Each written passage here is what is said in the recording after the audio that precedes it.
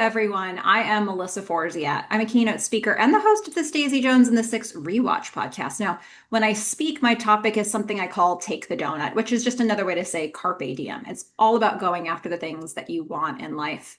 And something I wanted to do this year was rewatch the show Daisy Jones and the Six, but this time talk about it with other people. I meant fans, but now I'm getting a chance to actually talk with people who worked on the show about the show. So before I introduce my interview guest for today, just a quick housekeeping item. If you're looking for spoiler-free coverage of the show, go to the episode recaps. Those are spoiler-free up until the episode that you're on. These interviews, we could mention any detail from any episode. So just know that up front. This one in particular is probably going to spoil some details. So with that in mind, I'm very excited to welcome today's guest, who is Tyler Cook, who is the editor for episodes 3, 5, 8, and 10 of the show. Welcome. Thank you so much for having me. I'm so excited to talk with you. I think being able to speak with somebody who looks at it from the lens of an editor really gives you a different perspective on this or any show for that matter.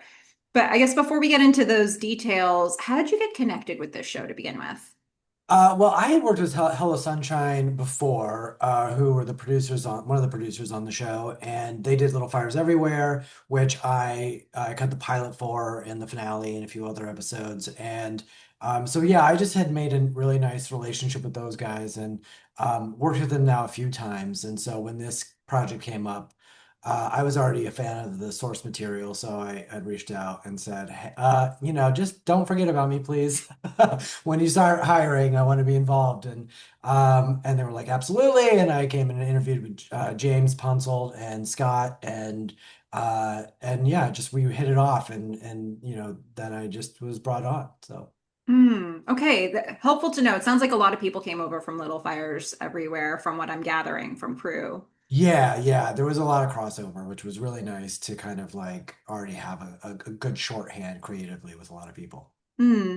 So, for those who aren't that familiar with the industry, let's work through a little bit of what editing actually requires, what it means. So, on a project like this, what is the process that you go through to edit an episode of Daisy Jones and the Six? That's a great question. And, I think, by and large, I think the role of an editor can kind of be a little bit misunderstood or at least not fully understood. I think it's a very common kind of perception to be like, all right, great. Well, you kind of cut out the bad stuff and then you have a show, right? And while that is true, it's a lot deeper than that. We are kind of making a lot of choices about performance. We're picking takes of what the actors are doing. We're shaping the kind of the narrative arc of a show. There's obviously the pacing and you're picking which shots you're going to be in, and you are also, picking a lot of times the musical direction or helping shape the musical direction. Effectively, the way I think of what an editor does is like you're kind of like the in a kitchen, you're the cook. You're getting all the ingredients from set, you have the recipe from the writer, and the sort of idea that what the director wants the meal to look like, and you're there actually making it. And so you're putting all the pieces together to kind of like put out the finished product. And so within that, you're brought on from the very beginning, typically like right before they start shooting, and the everyday footage will start rolling in, and you kind of just start piecing it together. And by the end of the shoot, you kind of hand over your what you think is like, okay, here's what I think is the show. And from there, it kind of just goes through all of these various stages of revisions and adjustments. And you start working with the director, and the two of you are kind of working intimately to find the shape and the story. And then it goes to the showrunner. And then you start working with them. And then it goes out to all the various producers like Hello Sunshine, like I mentioned, or then you get Amazon involved, and you just really start to kind of like get everyone's opinions and everyone's voices involved, and you also start to see the shape of the whole season, and you go, okay, great, well, I think the storyline needs a little bit more support, this one a little less so, or ultimately we're feeling this is feeling a little long, so let's like trim things up. So you're there to kind of be the sort of the bridge between the creative vision of the show and the final product. Hmm. So this is a limited series, 10 episodes based on source material. So how much do you actually know about where the show is headed when you start editing those first episodes? Maybe did you have all the scripts? I'm sure that decisions are still being made as each episode is being worked on, but how much did you know? For sure. I mean, we by the time we started shooting, we had the first five scripts pretty much locked in, and the back half were still being worked on. But we had, I mean, that's part of the pre-production process is you are, you obviously can read the material that you have, but beyond that, you're having conversations with the showrunner, with the directors, with everybody to be like, okay, great, here's where we're landing the plane, here's where we're starting. Here's kind of ultimately big picture what we want the show to feel and look like, and now we're going to go and try to do it. So you have a pretty good idea, but obviously, like you said, things are sort of always kind of like shifting slightly as you go. And especially in a limited series, you don't have to like answer to those bigger season arcs. Like, oh, okay, here's where we want to go 5 years from now. You're really just focusing on like this is one 10-hour thing, and we can kind of really, you know, go for what we want, where we want to get at the end. How much did you know about the tone of the show and like the edits in those first episodes when you first came in? I think that was one of those things that was like we were really kind of figuring out like what exactly it was. I mean, we knew broad strokes. I mean, we had talked a lot about it, but I think that's the beauty of editing is like you can really like there's the theoretical and the actual and where those two meet and how you kind of uh realize one with the other. And so the interesting thing about the way this show was set up is we shot in two blocks. So there was the first five episodes. The second block was basically six, eight, nine, 10, and then they did episode seven as its own standalone episode. So with James directing off of the first five, we all kind of got brought on together at once. Sometimes they just shoot in order. You can be like, okay, we're going to shoot episode one, episode two, episode three. But in this case, we shot all five episodes as kind of one big thing. So on a given day, you may be getting episode five, you may be getting episode one, you may be getting episode two. It's like it was all over the map. So it was a really interesting process because we were figuring out the style and the tone of the show together. And so it wasn't a normal pilot process where you were like, "Hey guys, here's the first episode, here's the show, everyone go do this now." It was very much like, "Let's all figure it out together," which was really exciting because on a show of this size, there's not just one editor, there's three of us. So well, actually, in this case, four. But yeah, so we were all kind of communicating all together to be like, hey, what are you guys seeing? How are you feeling about this style versus that? And it was a really cool collaborative experience. Hmm. Let's get into some of the specific episodes that you worked on and talk technically as much as you want to. So, episode three is the first one that you worked on. It was track three, Someone Saved My Life Tonight. There's a short sequence here where we're going to see Daisy kind of working through some writer's block, and there's this scattered feeling. She's trying to figure out what song she wants to present to Teddy. A lot of quick cuts here. Talk to us about working on a scene like this. Yeah, I think generally speaking, you want editing to kind of not be the thing you're focusing on in a situation, right? And most of the time, like you really want the audience to get lulled into the show. You want them to be focusing on the feelings and the story and the actors and all of the other things that don't involve you. And so you try to be as invisible as possible. But a sequence like that is really interesting because you are using edits to enhance the feeling that a character is feeling. And like you said, it's like the whole point of that scene was to sort of feel how scatterbrained Daisy felt and how out of sorts and how out of control she was feeling with her ability to write. And so we wanted the editing to reflect that. And also we kind of, I think a great thing about a montage like that is that you want it to feel like it's not just happening in 5 minutes or 1 minute or 2 minutes. You want it to feel like an elongated experience. And that's what the great thing about those quick cuts can do is like you can kind of jump around in time and play with time and start with one thing, go to something else, come back to that thing you were just at, and it creates this very sort of chaotic feeling, which, Daisy as a character is very chaotic at times, and you really just want to emphasize that with the filmmaking, and that was a really cool opportunity to do that. Hmm. Well, and I'm glad that you sort of walked us through what would normally happen and what this scene was like, because I have a few different pieces of this episode I want to talk about that have a montage feel. There's another sequence that, this show doesn't always go for the joke, but when it does, it really does. And we get that sequence of guys trying out to be the next Billy. Yeah. And first of all, I can't imagine like how much footage you have where people weren't cracking up laughing the whole time. So I imagine that narrowed things down for you a little bit. But expect that you were working with a lot of footage here. Talk to us about this one.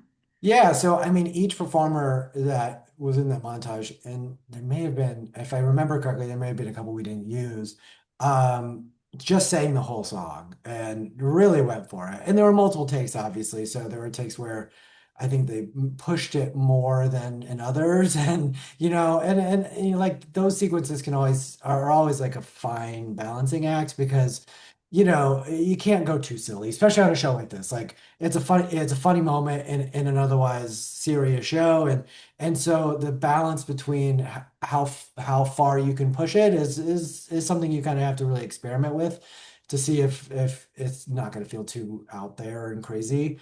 So yeah, so I kind of feel like there was definitely extreme versions and way pared back versions, and so a lot of the fun of that sequence was kind of feeling like, okay, well, how much can we get away with here? How far can we push it? How far, and how long can we sit in this sequence and in the episode too, right? So yeah, I feel like my first cut of that was probably twice as long as what we ended up with, and I think rightfully so. We were like, okay, great. Well, that's all well and good and really fun, but let's maybe like just like kind of find the most concentrated version of it. Hmm. There's another montage that I want to look at that has a very different feel tonally. It's absolutely beautiful. Billy picks up Julia for the first time, and it launches us into this sequence of Billy bonding with his daughter. Um, how much of this is written into the script, and how much of this is your decision making as an editor? I mean, that sequence obviously was very scripted in terms of its intent, right? Like, I think the script would probably say something like he's, playing with Julia and he's strumming or humming the song to himself, that kind of thing.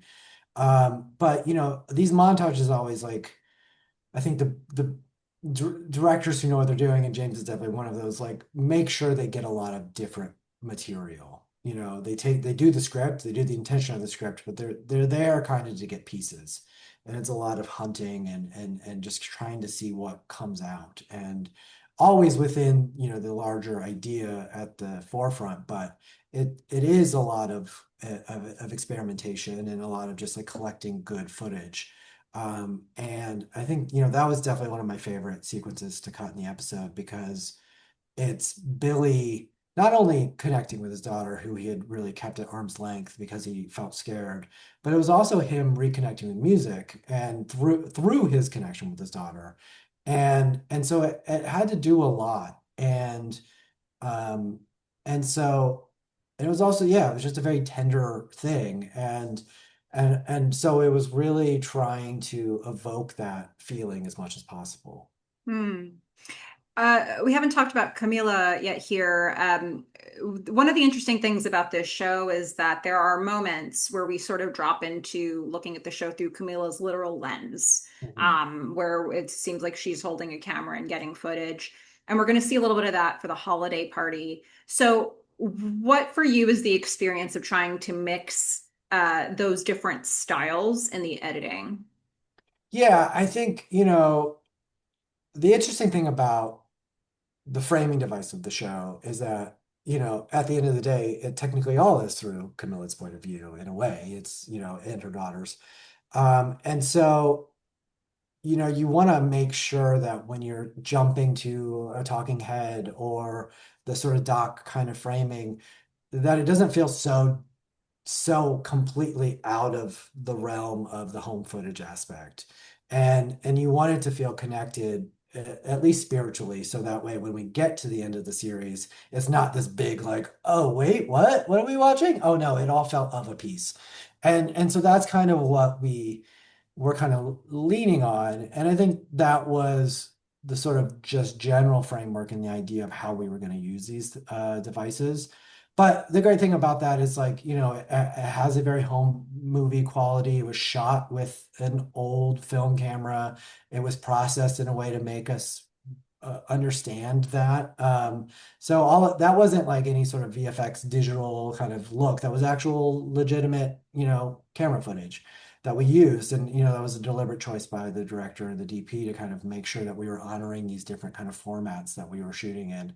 Um, and yeah, and it gives us a nice point of view from how Camilla, who's kind of very integral to the story, but on the outside of the band is perceiving things and perceiving her husband, who obviously is kind of like going through a huge arc in this episode. Hmm. And what a lot of the end of this episode is going to be focused on this experience of Billy and Daisy singing together for the first time. There's a long sequence here. It starts with them being at odds in the studio for the first time, and then it builds slowly and eventually shows us the magic of them singing together. As an audience, we need to see both because this is both the duality of this relationship is going to be pivotal for the whole show. So, what are you doing to build a scene like this? Yeah, I think we're doing a couple things. I think you hit the nail on the head in terms of the importance of this moment. I mean, it's the first time they're in the same space, and it's episode three. It's like you really want to make sure that that is loaded. And so we spent a lot of time not in the edit, not only building up, not only with that sequence as a whole, but building up to that sequence. So that first moment when they first stare at each other and connect, that it carries the appropriate weight. And I think this is a really interesting story is that montage where Daisy is like listening to Look at Us Now and kind of writing down notes and figuring it out. That used to be in the script was its own separate scene. And then with the scene where she arrives was its own separate scene. And they were very kind of siphoned off from each other. And the talking heads there of the band kind of describing the lead up to that moment wasn't in the original script. But when we were in the edit, we were really feeling like that it wasn't having the intended impact of like, oh, kind of like these two amazing forces are coming together and this is a pivotal moment in their lives. And so we kind of worked backwards and we're like, okay, great. What pieces would we need here to kind of make that happen? And so I found a way to intercut her listening to the tape with the interviews leading up to that moment where they kind of meet for the very first time. Hmm. And the cool thing about the interviews is we shot those towards the end of the shooting schedule, so we had a lot of flexibility in that, and so we were able to quickly like we had this idea, and so we kind of just grabbed an iPhone and we grabbed all the actors and we shot them really quickly and cut it together to kind of see how it would land, and we're able to fine tune from there. But as we went into the actual scenes, it is such a microcosm for what their relationship is going to be for the rest of the series. And and so we really wanted to make sure that it represented both sides of how amazing their relationship and how destructive their relationship is in equal measure. Um, and so yeah, and I think the important thing that I I was really going for in the first scene where, she's really challenging him is to really kind of um uh amplify the idea that Billy's a really creative and smart person, but it's not at the level it needs to be without Daisy. And Daisy is the kind of the key piece that pushes him forward, challenges him, and in that challenge is where the magic comes. and I think that that is kind of borne out in their performance, and really making sure that, not only is Daisy getting under his skin, but is saying the truth, which is partially why it's getting under his skin, because he hasn't really reflected on what this song means appropriately. And also he wants to paint it as like the best possible version of himself. And Daisy is saying, no, the mess is what makes it great. And making it relatable to an audience is what's going to make them connect to the song, not this sort of like Disney version of what you think your life is. Um, and so it was really just about like the understanding and really getting into the kind of point of view of each of them in that moment. So that way, when they come back and they start doing the song for real, that you can really hear the effect that Daisy has on the song. And not only that, but the effect that the two of them being in the same room together has on you listening and on each other. And I think that was a really fun sequence to work on. Hmm. To build off of that, once we get to episode 5, which is Fire, we're going to see more brainstorming, but now between Daisy and Billy in this episode. They're finally working on a song together. And I'm just, maybe this is a quick technical question, but I'm curious for you, like, continuity wise, when you're trying to do like a montage editing, people trying to brainstorm a song and they're humming and they're tapping things and they're like drum, like there's a beat that's happening in the Yeah, background. Does that yeah. make it easier or harder for you to get that scene together? Well, what I will say is like in one respect it's easier because you can kind of find the beat in every single portion of it. And so it's a consistent sort of rhythm that you can kind of cut around and cut to and work with. The problem becomes when they're like, great, this is awesome, but it's too long and we got to find a way to shorten this up. And you're like, well, okay, math says that it's like I have this sort of thing. So you had to find it was really hard. And it wasn't just in those montages, it was throughout the show because in any performance scene, it's like you had to serve so many different things. You had to serve the emotional arcs, you had to serve the actual physical song, you had to serve what the actors were doing in space. Like there's so many times when an actor had to like give a like an important look to the other actor, and then they're like, oh great, well now we have to sing the song. And so they were running. And so you're really having to do a lot of different things at once to make sure that things were coming together in a really cool way. So, I mean, there was definitely a lot of those moments where they were just kind of like free forming, like strumming, and it would be on one side of the actor's performance, but not on the other characters. And so you'd have to like really get creative with like how you edited the sound to kind of like smooth out those sort of bumps so it didn't just feel like suddenly they just stopped playing without any sort of real reason to. And then also you were like, okay, great. Well, we want to cut this line and that line, but they're on different ends of the scene. And how do I keep this together and feeling like it's still cohesive while also kind of removing big chunks of a scene? It What a was a challenge for puzzle. sure. Yeah. Yeah, it was definitely a big puzzle. Yeah. One of the things that's cool about this episode is there's going to be a lot of water scenes.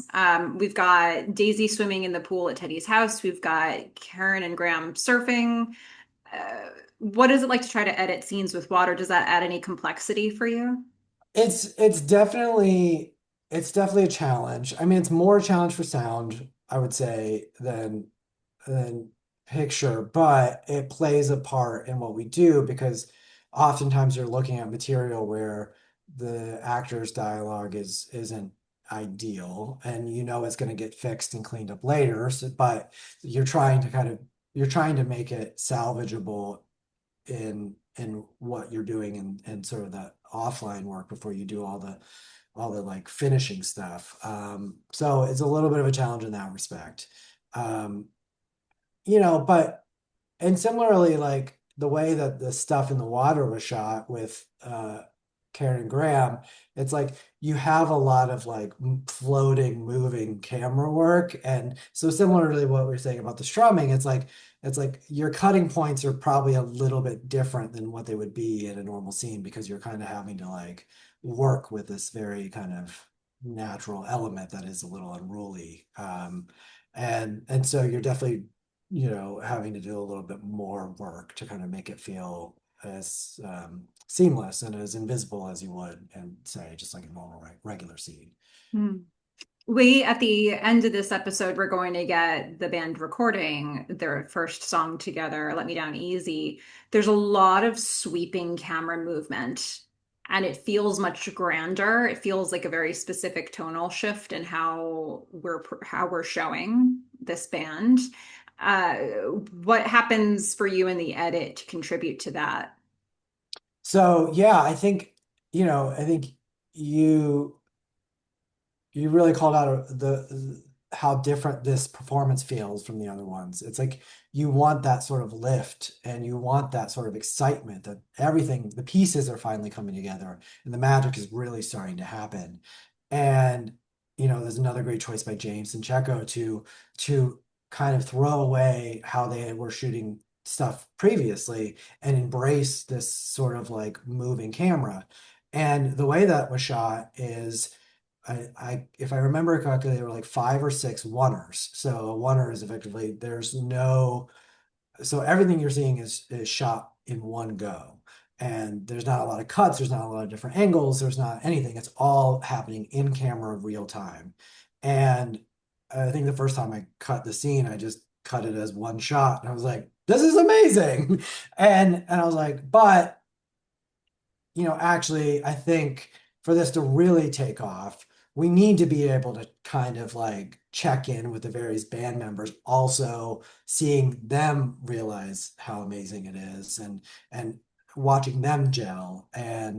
Uh and so the cool thing that James and Checo did is like on one take they'd feature Daisy more a little bit, or they would feature Billy more, or they would go to Graham a lot more and do the sort of guitars uh and then there would be one that was more about Warren, and so like there were a little and not and they were doing the whole scene and seeing all these different characters, but it'd be slightly tilted one way or the other in terms of like which character they were favoring.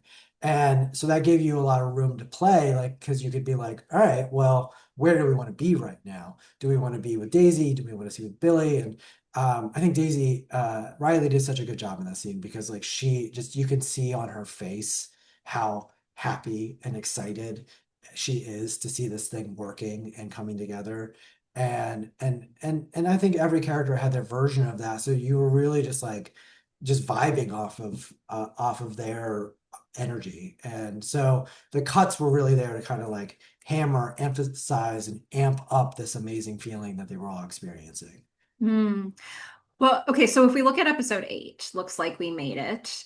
All right, I have to ask about my favorite character. Everything Timothy Oliphant does as Rod makes me laugh. Every single thing. Yeah. So all the other questions are for everybody else. This one's for me. So in this episode, we're going to get a scene with Billy and Daisy. They're fighting and negotiating about what the tour arrangements are going to look like. And Rod's there as like the straight man, right? And we're cutting between that and his reactions in the interview in the future. What can you share about editing Timothy Oliphant's work here? Um, he's just as amazing as he seems. It's he's just an incredible actor.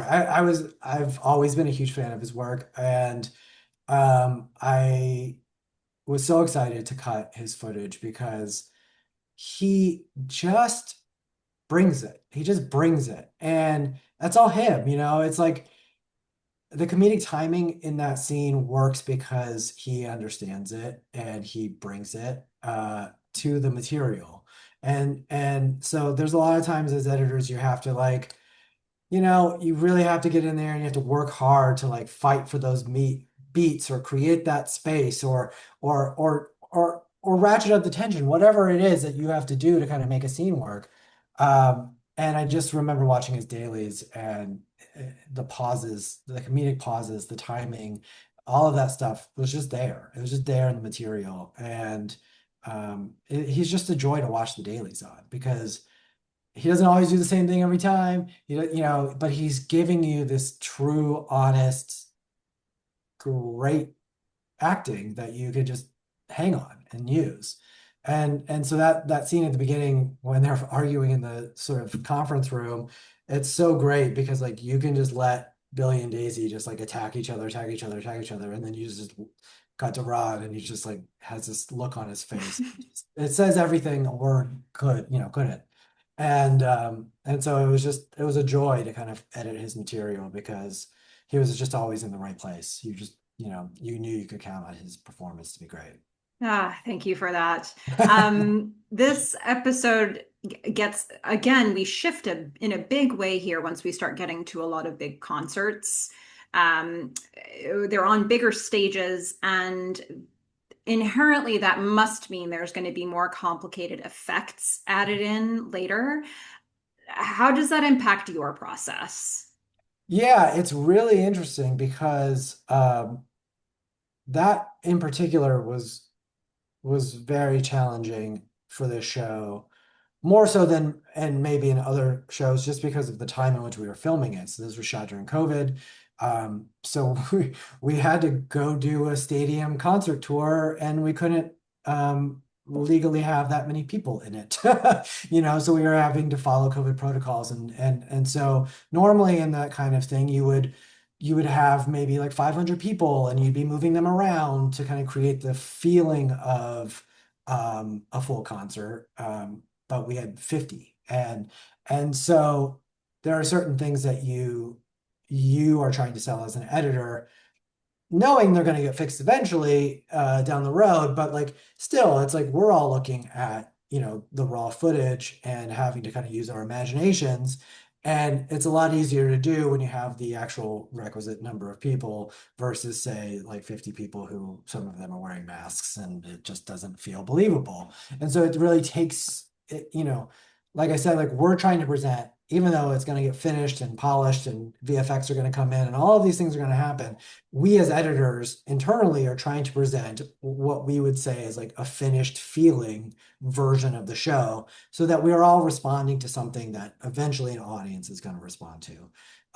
And that those sort of things are just really challenging. And so we had to really kind of use our imagination to be like, okay, great. Well, eventually this is going to look right, but right now we need to know that we have to sell the idea that this is a big sold out stadium. And so it was, and it was just kind of knowing that it was going to get there, and everyone kind of having to kind of like, I don't know, like blur the lens a little bit, being like, okay, great, this big, huge wide shot's going to feel full one day. And so it was just a little bit of a challenge in that respect. Mm. When I was doing the deep dive for this particular episode, one of the scenes that may seem like it just kind of keeps moving for somebody just watching to watch, but for me, looking at it closely, it was very complex. The press conference. Mhm. With this, there's a lot of ambient elements that are factored in. There's what's happening for the people on the stage. We've got, Rod in the back who's like sort of maneuvering some things. There's flash bulbs that are happening. There's whip pans that are going to try to catch people's reactions really quickly. There's a whole audience full of press who are trying to get the attention to get their questions heard. You are probably looking at a lot of chaos in Mhm. the footage for this. So, how do you go about editing this? You want to support the chaos, right? I mean, that it is a chaotic moment, and it is a pretty pivotal moment for kind of how small of a scene it is runtime wise. It's doing a lot of work, and it's coming off of this conversation um, that Daisy's had, where Nikki says to her, "It's like you change around him. You're not yourself." And I think that kind of like is this catalyst for where the rest of the episode goes, for her to kind of like put up her defenses again.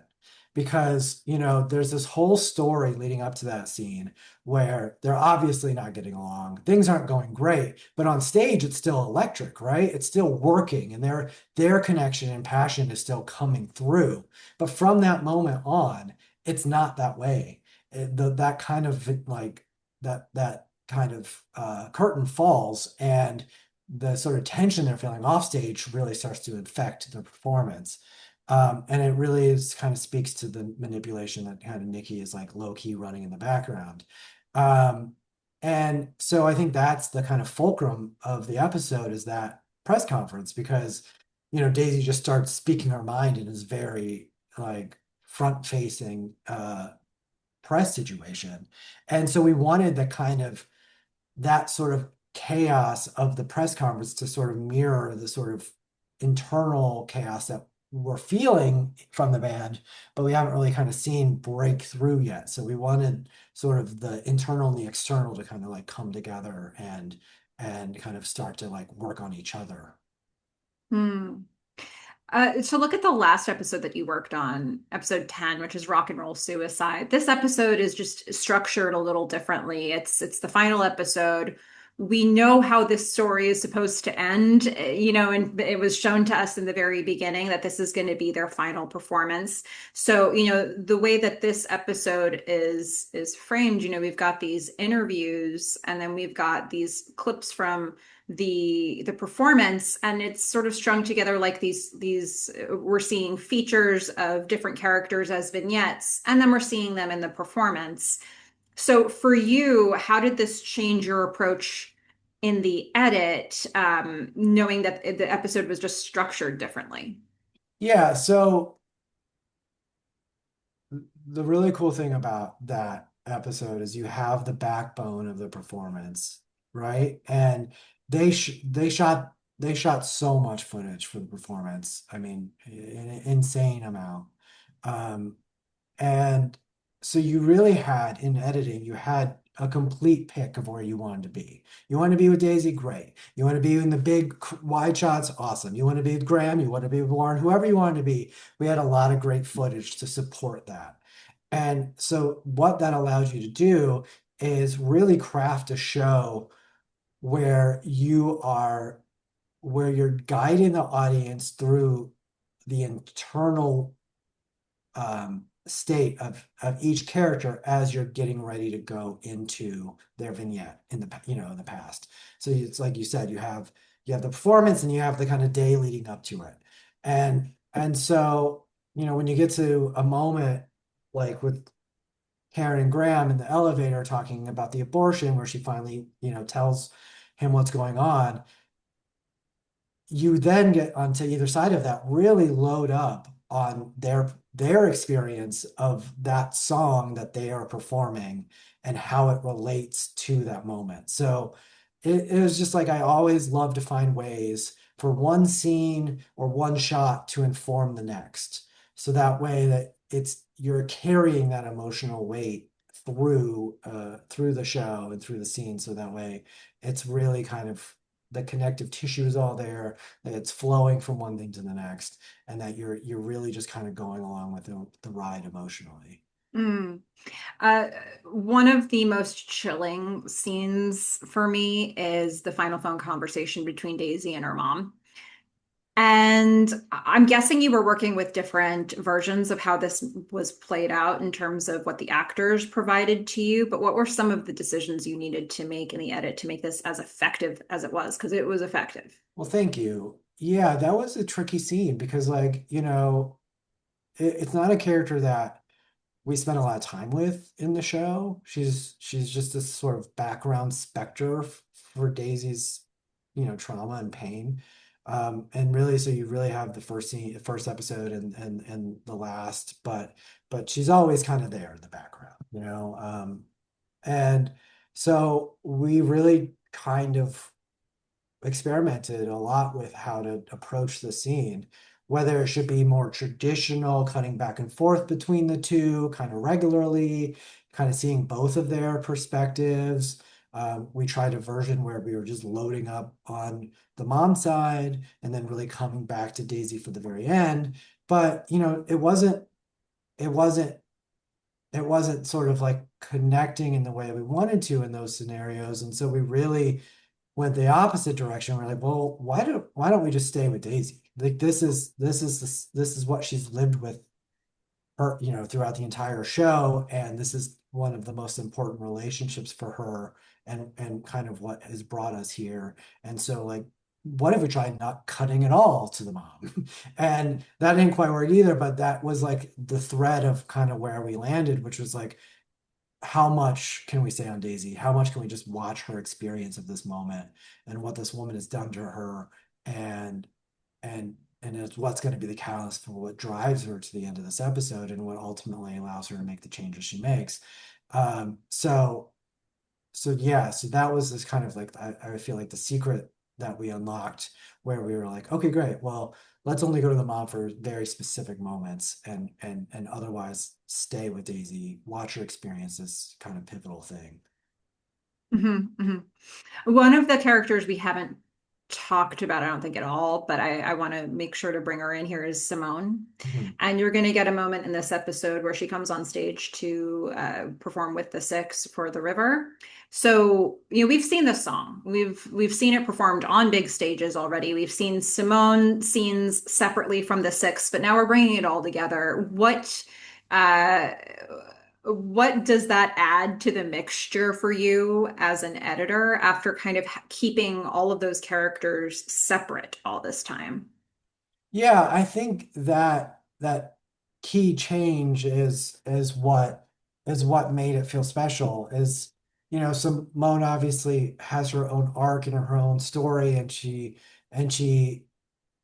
but it is very independent from the band. Obviously it's connected through Daisy, but not much beyond that. And so um, it was a real it was a real cool moment to watch her get on stage and join the ensemble in that very direct way.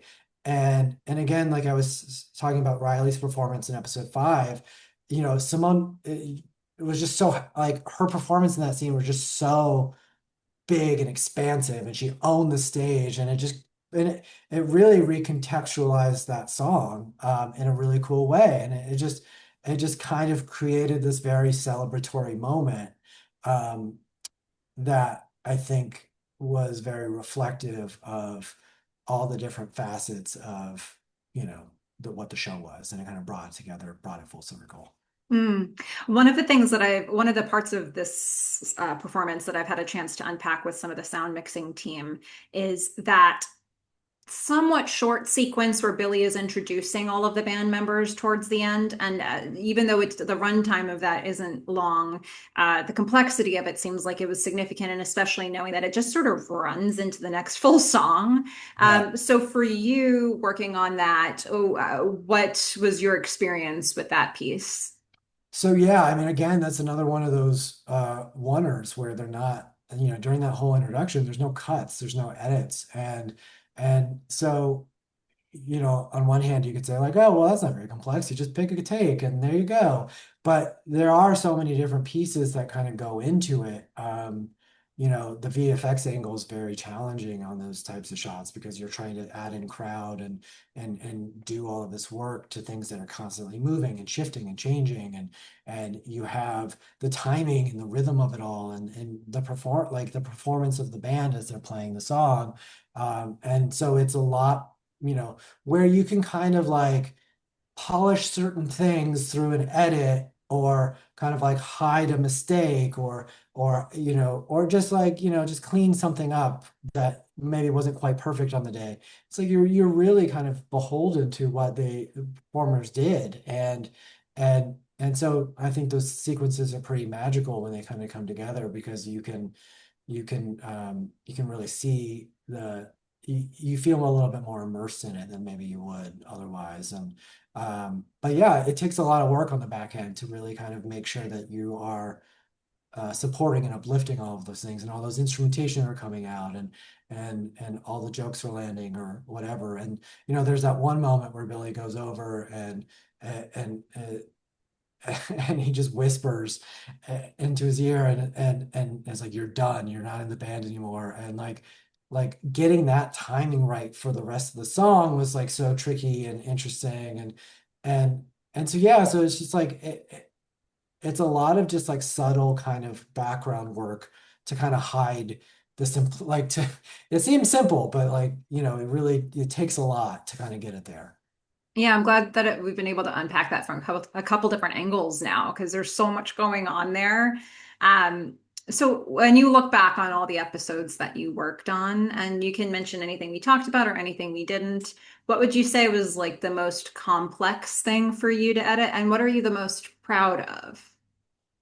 One of the most complex things I will have to say was in episode 10.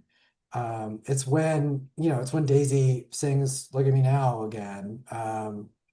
Very in some ways for the first time. I mean, we had seen it in episode 3 when they record it, and we see it one more time in episode 4, but then, very purposefully they don't ever sing it again. And so, when we talk a lot about some of these little things that we have to do, editing wise or music wise or whatever, to kind of make all these things gel together, that was a very big part of it because um, there's a lot going on in that speech she gives. There's a lot going on between Billy and her before she starts singing and while she starts singing. And and then on top of that, you have this whole montage where Billy races back to the hotel, stops Camilla, and so you're trying to serve so many different things concurrently and cross-cutting between these different stories and these different characters' point of views, and also create this huge stadium atmosphere, and this really cathartic moment for Daisy because this is going to be the last time that she sings with this band. um, so, it was definitely the most rewarding, fulfilling thing I edited for that episode and for the series in general, because I think it's the culmination of everything, right? And just making sure that we landed that moment as, you know, as much as it needed to be was like a tremendous sort of like um task, and one I hopefully lived up to. But it's just when you see something like that, you're like, okay, great, I have to bring it. And I have to do it with these very kind of like um you know rigid kind of elements that you have to kind of work alongside and around. Hmm. Were there any other scenes that you wanted to mention that we didn't talk about, or any other people that you wanted to shout out as we wrap up?